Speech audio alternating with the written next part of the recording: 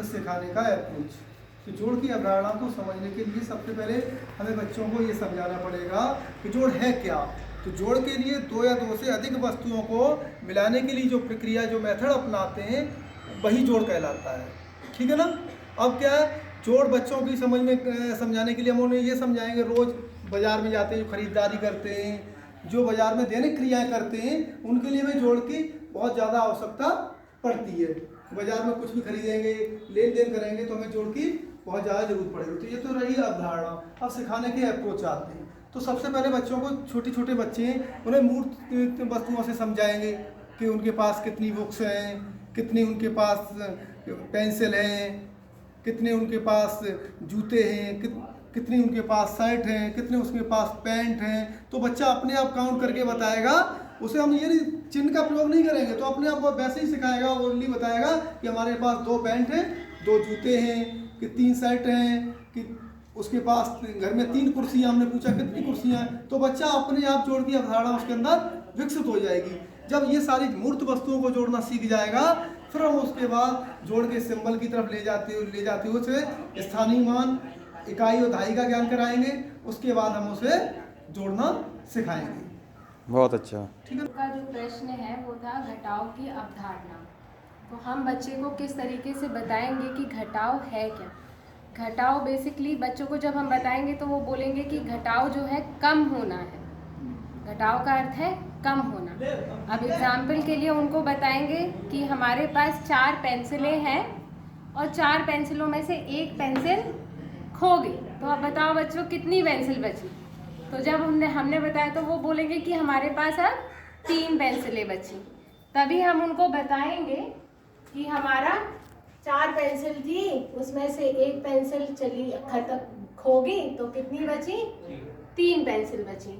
तो ये जो चिन्ह लगा है बेटा, ये है घटाव का चिन्ह। इसी तरीके से और उनको एग्जाम्पल देंगे कि आप जब घर से स्कूल आए तो पहले तो आपके घर में कितने सदस्य हैं। तो वो बोलेंगे हमारे घर में 4 सदस्य हैं, मम्मी, पापा, बहन और मैं। अब तुम दोनों स्कूल चले आए तो तुम्हारे घर में कितने जन रह गए। तो वो बोलेंगे कि मम्मी पापा। तो बताओ मम्मी पापा को मिलाकर कितने हुए, 2। तो बोलेंगे 4 में से 2 घटे तो कितने बचे। तो बताएंगे 2।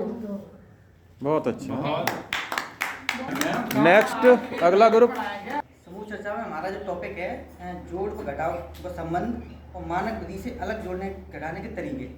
तो जो संबंध है जोड़ और घटाव का, तो उसमें क्या है, जैसे 4 या 6 को जोड़ेंगे तो भी 10 होगा, या फिर 6 और 4 को जोड़ेंगे तो भी 10 होगा। ये संबंध है, वो आगे पीछे कुछ भी हो। ऐसे घटाने में अगर 4 है, हमारे पास 4 तरह के पेन है, चाहे इधर के 2 घटा देंगे तो भी 2 बचेंगे, इधर से हटा देंगे तो भी 2 बचेंगे। ये हमारा संबंध है। और मानक विधि के अलग जो हम जोड़ने घटाने की प्रक्रिया है, वो हम अपने अंक की मान ना लेके कोई संख्या ले लेंगे, ये पेन ले लेंगे या कोई गोटियां ले लेंगे, तीलियां ले लेंगे, उनसे बच्चों को सिखाएंगे कि इतनी कम कर, जैसे उंगली ले ली हमने, अगर 2 कम कर देंगे तो हमारी 3 बची। ऐसे बच्चों को सिखाएंगे किसी मानक विधि के अलग। ठीक है। हमारा टॉपिक है जोड़ व घटाव में आकलन के तरीके। जब हम बच्चे को सिखा देते हैं जोड़ और घटाव, तो उसके बाद हम कैसे पता करेंगे कि बच्चे को कितना ज्ञान हुआ, कितना समझ में आया।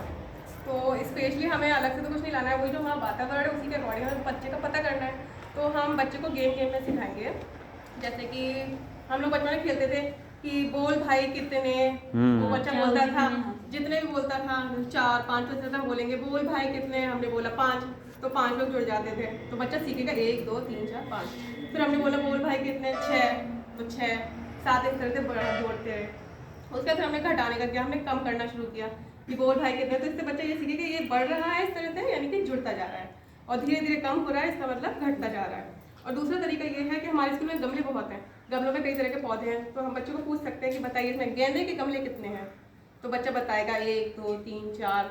गुलाब के कितने हैं पौधे यहाँ पर, तुलसी के कितने हैं, इस तरह से बच्चा बताएगा। जोड़ और घटाना दोनों में बताएगा, उससे उसकी अवधारणा पता चलेगी बच्चों को कितना समझ है।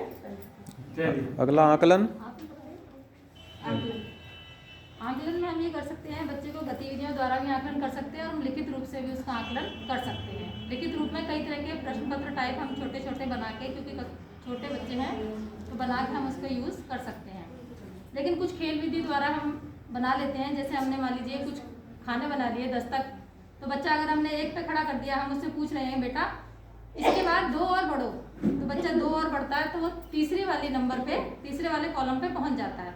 तो हम उसको बोर्ड पे लिखकर बताएंगे बेटा पहले आप 1 पे खड़े थे, उसके बाद आप 2 कॉलम और आगे बढ़े हैं, मतलब प्लस का निशान लगा के हमने 2 लिख दिया, और बराबर आप कौन से कॉलम पे खड़े हो, तो बच्चा कह देगा मैडम आप तीसरे नंबर पे हम खड़े हैं। तो वो हमें पता लग जाएगा ये बच्चा सही सीख गया है। यदि नहीं सीखा है तो नहीं उसे सीखा है तो हाँ, उस सुधार की जरूरत है। हाँ। इस तरह से हम तमाम तरीकों से आकलन करेंगे। कर सकते ऐसे ही हैं। हम पीछे भी कर सकते हैं, घटाव भी सिखा सकते हैं कि 3 से 2 कदम पीछे आओ तो 1 पे आ जाए। तमाम तरह के सवाल देकर लेकर हाँ, उनका सवाल देख करके हम उसको आकलन उसको कर सकते हैं कि सीखा है या नहीं। सीख गया है तो बहुत अच्छी बात है, आगे नहीं सीखा है बढ़ेंगे। तो और अच्छा नहीं सीखा है तो उसको दोबारा से सिखाने के लिए तैयार करें। बहुत अच्छा, थैंक यू।